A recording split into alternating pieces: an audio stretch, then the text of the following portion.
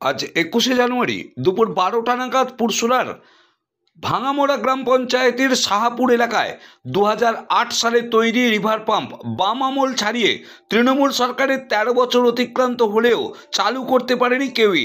পুরসুরার BJP বিধায়ক বিমান ঘোষের নেতৃত্বে রবিবার উদ্বোধন হলো সেই বন্ধ থাকা রিভার পাম্প। বিধায়ক বলেন, এই রিভার পাম্প চালু করলাম, এর ফলে প্রায় ২০০ বিঘা জমিতে চাষের সুবিধা পাবে শতাধিক কৃষক। দেখুন সেই ছবি, কি বলছেন পুরসুরার বিজেপি বিধায়ক বিমান ঘোষ, আমরা শুনবো। পুরসুরা থেকে অনুপ চ্যাটার্জি রিপোর্ট, নিউজ 7 সকাল লাইভ।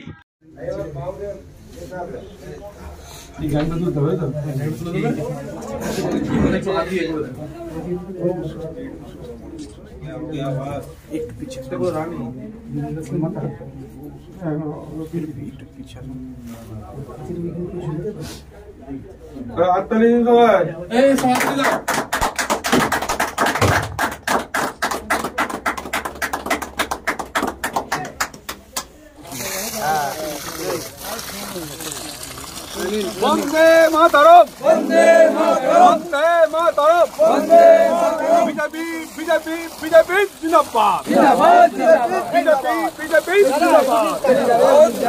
বিজেপি বিজেপি জিন্দাবাদ। জয় বিশ্বকর্মা, জয় বিশ্বকর্মা। আস্টার হ্যাঁ এখন চলো না, দাঁড়াও এইখানে একটু দাও, এইখানে দাও বিশ্বকর্মা কাছে না তিনটে এমনি এমনি করে। দেখুন, এটা ২০০৮ সালে এই যে ঘরটা দেখতে পাচ্ছেন, এই ঘরটা সিপিএম এর আমলে তৈরি হয়। ওরাও কিছুটা লাইন পাতার কাজ করে। তারপর গত ২০২৩ সালে এখানকার যে নির্দল প্রার্থী ছিল, সেই নির্দল প্রার্থীর সময়ে কিছু পাইপলাইন পাতার কাজ শুরু হয়। আজ প্রায় ১-১.৫ বছর এটা এই অবস্থায় পড়ে রয়েছে। ইতিমধ্যে পঞ্চায়েত সমিতি, বিডিও অফিস, সব জায়গায় এখানকার চাষিরা নিজেরা উদ্যোগ নিয়ে তদবির করে ওদের কাছে গিয়েছিল যে বর্তমানে তারা তৃণমূল পরিচালিত সমস্ত কিছু, কিন্তু তৃণমূলের কোনো নেতা, কোনো প্রধান, কোনো পঞ্চায়েত সমিতির মেম্বার কেউ সহযোগিতা করেনি।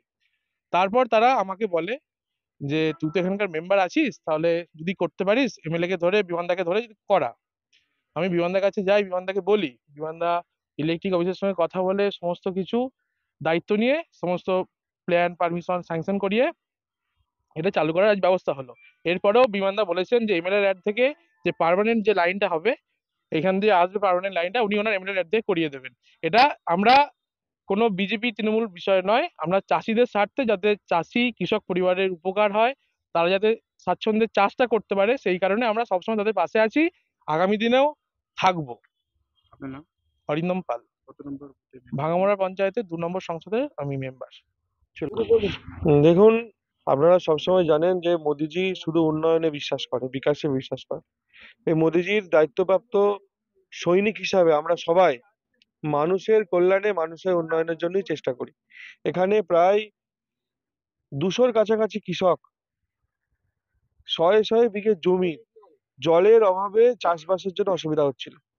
সেই কারণে এখানে রিভার পাম্প হওয়া সত্ত্বেও এই রিভার পাম্পকে চালু করেনি, কোনোভাবে গুরুত্ব দেয়নি, বিকল অবস্থায় পড়েছে।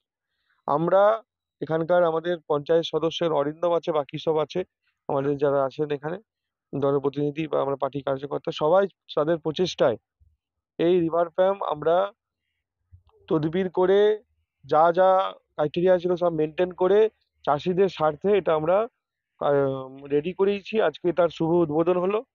এই বিষয় নিয়েও তৃণমূল কংগ্রেস ২০১১ সাল থেকে ক্ষমতায় আছে, এখন ২০২৪ সাল, প্রায় ১৩ বছর। ১৩ বছর ধরে থাকা অবস্থাতেও এখানে কিছু করতে পারিনি। আর যখন এটা আমাদের সব কৃষকদের স্বার্থে আমাদের এখানকার জনপ্রতিনিধিরা রেডি করলো, তখন তাদের প্রধান এসে কালকে এখানে চাষিদের হুমকি দিয়ে গেছে। আমি তাদের উদ্দেশ্যে বলতে চাই যে মানুষ আপনাদেরকে ভোট দিয়ে নির্বাচিত করেছিল বা এখনো কিছু জনকে করে রেখেছে কাজ করার জন্য, এরকম করে রাজনীতি করবার জন্য নয়। আপনারা পারবেন না, বাড়িতে চুপচাপ বসে থাকুন। বিজেপি মোদিজির নেতৃত্বে যে কাজ করছে সে কাজটা করতে দিন। কৃষকদের স্বার্থে আমরা এটা করেছি। এই নোংরা রাজনীতি তৃণমূল বন্ধ করুক, নইলে ওদের ভাগ্যে দুঃখ আছে। এটা কি বিজেপির নৈতিক জয় মনে করছেন? বিজেপি নয়, এটা সাধারণ কৃষকদের জয়। এটা বিজেপির জয় নয়, বিজেপি একটা প্ল্যাটফর্ম। আমরা মানুষের হয়ে কাজ করি, যাদের নেতা হচ্ছে নরেন্দ্র মোদী। তো সেই কাজ আমরা করেছি এখানে কৃষকদের সাথে। জয় কৃষকদের।